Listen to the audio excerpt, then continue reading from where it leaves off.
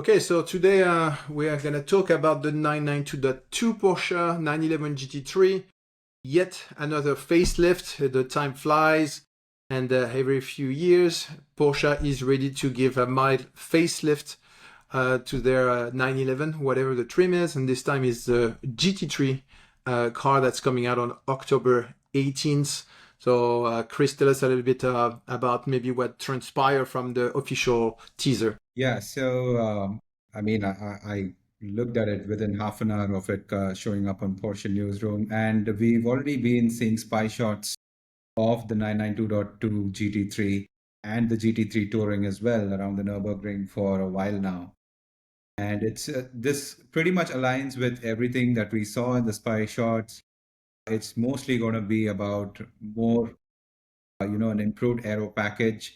We can't really confirm if there's going to be a horsepower bump right now, but it's going to have that same aggressive bumper that we saw in the teaser image there. So that you can see a far more aggressive chin up front, right? Yeah. And you can also see, compared to the pre-facelift model, it's far more angular up front. It's far more squared. You can also expect similar headlights to what we saw in the 992.2 Carrera. I mean, it's rather than dots, we have lines up front now on the base Carrera. So you can also expect some updates to the lighting signature. Look at the bottom, and you can see the you've got better aero channels below below the car. Yeah, it's interesting here that we can see a light gap, and like behind the front wheel, like we can actually not see It's what's far going more, on here. So it's I can interesting assure to you, see what's going on. yeah, I can assure you that it's far more pronounced compared to the pre-facelift model. And this time you also have it at the rear, in front of the rear wheels, right? Besides that, you can see a roll cage, and Porsche put out that it's race prepped. So you can see, race car driver donning his helmet. And moving to the back, again, you can see from the spy shots, we've seen a far more aggressive rear diffuser. And you can see it's almost like boxy right at the rear. And the biggest change I'd like to point out is going to be the end plates at the rear wing. The swan neck wing is going to be very similar to what we have with the 992.1, but the end plates here are very similar to what we have on the current GT3. Yeah, yeah. I mean, So I think, yeah, I think I don't even know if also the little like wing here seems to be a little bit different, and that here like this look also very flat and vertical. very I flat, think it yes. was kind of more rounded before, so I think it looks certainly a little bit like more like the whole 992.2. Even the base car has those kind of a Yeah, little bit flattish angles on the bumper in the front and in the back. I remember back in the days when the Toyota Prius was revealed, and they had those, like, instead of the bumper being rounded, they had those little flat flank. And I remember the aerodynamics engineer saying that that helps, getting better aerodynamics, even though it's not as pleasing to the eye. It's something that helped the aerodynamics. I just while we were speaking, I was just trying to get try to push the color on the car. You're trying to see what we could get. We can see that Porsche like masked the whole bottom of the car, but yeah, if we put an angle here, there's almost a little something going on there in the back. I don't know what it yeah. is, but it feels like, again, there's some weird shape going on. Even the exhaust popping out, so that's going to be interesting to see that.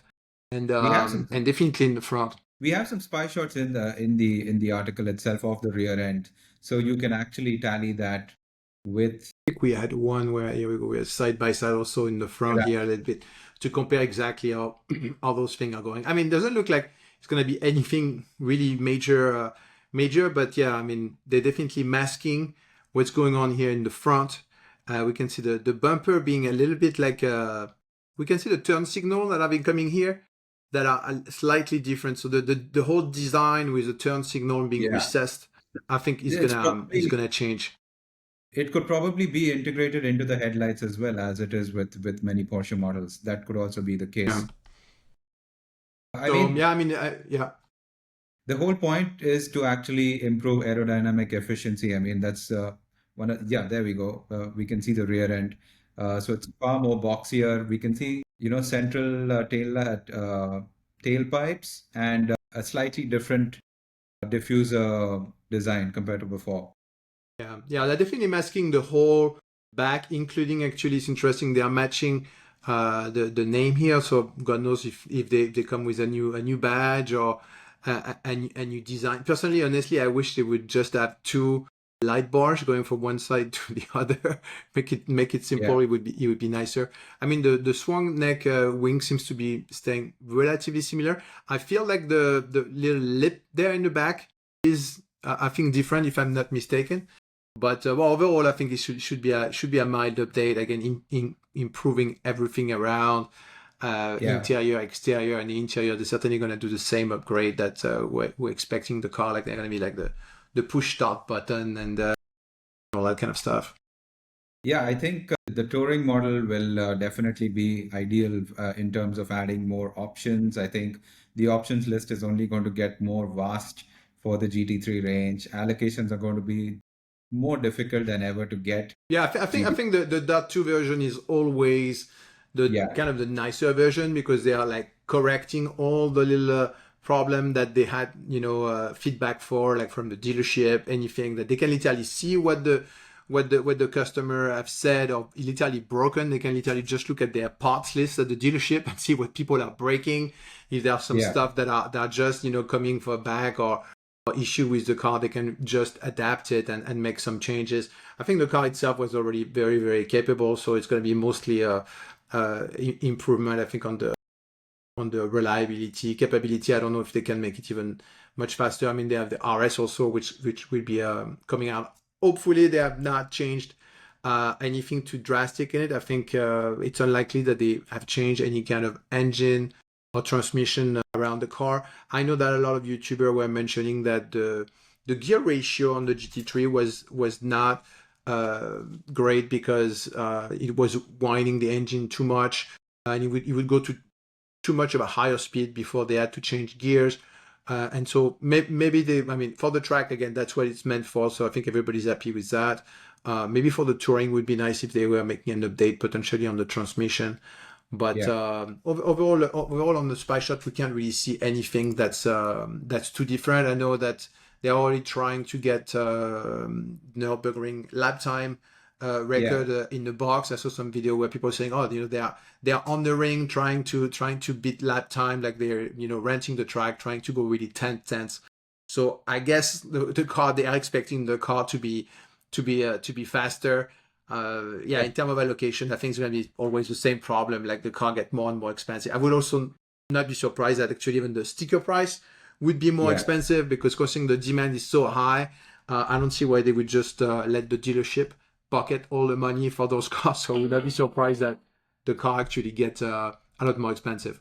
Yeah, don't be surprised. I mean, like if speaking of Nürburgring times, with the recent Panamera, I mean, just before launch date, they actually put out a Nürburgring time around 4 or 5 days before the official launch. So between now and Friday, I mean, you don't never really know because it seems that Porsche has a habit of sending it down the Nürburgring. I don't know. The current GT3 has a time of 9:55. Maybe it could get under 9:50, closer to the current GT3 RS. Uh, but in terms of horsepower, etc., I mean, this is going to be the 992 generation update for the naturally aspirated GT line of cars, right? So that's also a first. So we need to see how things pan out.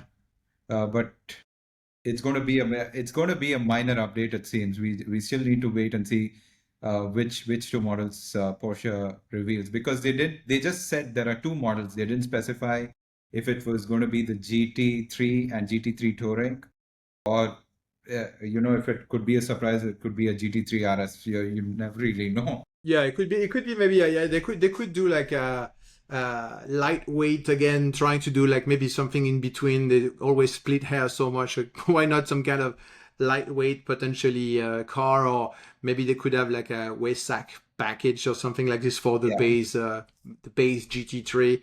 It'd be interesting. It's just amazing. I mean those car I don't think would need to be upgraded so fast. I mean, you would expect this type of car to stay on for long, but in typical Porsche fashion, I mean, every 4 years, that's it. There's just a new one around the corner. So hopefully, at least as we saw in a previous article that we made, that the production of those cars keeps on being very healthy. There are a lot of cars produced. So hopefully, new model, same kind of production line on this. It will be more inventory, which will allow people maybe to potentially be able to buy those cars without paying the crazy premium that they are currently paying. Who knows, we can dream about. I see that the resale market is definitely getting softer and softer for all the classic cars at some point. I think after COVID, people started to really have it out of the system. Everybody bought a very fancy car that they drove a couple of times, and now 2 years later, most people are starting to think, okay, boy, that was fun, but it's expensive. I never use it. Maybe it's time to sell it before the price go down. So it's going to be really interesting to see the volume on those and how they're going to be priced out. I think so far we don't know much more. Let's see the reveal. Like it's going to be in 2 days. So when that come out, let's try to jump on the reveal video as soon as it come out, and we'll detail a bit more in what's really happening for that car. Yeah. One final point I wanted to make was the survival of the manual with the GT line of cars. Obviously, I mean, with a car like this, yes, the PDK is going to be quicker, around the racetrack, but it's also about the engagement that 3 pedals and a stick offers. So how, what kind of numbers are they going to produce, and what's the future of the manual going to be with Porsche? Because they've very explicitly stated that there's going to be no trick simulated gear shifting mechanisms like we have, like for example with the Hyundai Ioniq N. So in the EV era in the future, Porsche is not going to be going down that route. So these could potentially be the last of the last manuals in the history of Porsche. So I think as far as people are ready to buy them, I think they're gonna keep on making them. I mean, luckily for them, they are making all the other car electric, so I think they have the luxury of being able to maybe potentially keep those cars on the road forever, considering that most of their volume, I bet 90% of their volume car are going to be switching to electric, the Macan, the Cayenne, the Panamera, and all that stuff. Yeah. So I think they're going to keep on doing those, but it could potentially get more and more expensive as the volume get lower. Personally, I would be more welcoming the creation of a smaller, lighter car. I mean, they've never done it. I mean, even the Cayman, now they do the Cayman like the 718, GT RS. It's a little bit extreme, I would really hope for them to get into like almost a Miata type of competitor. That's how they started with the Boxster and the Macan, but now it's still getting heavier and heavier. I don't know if they can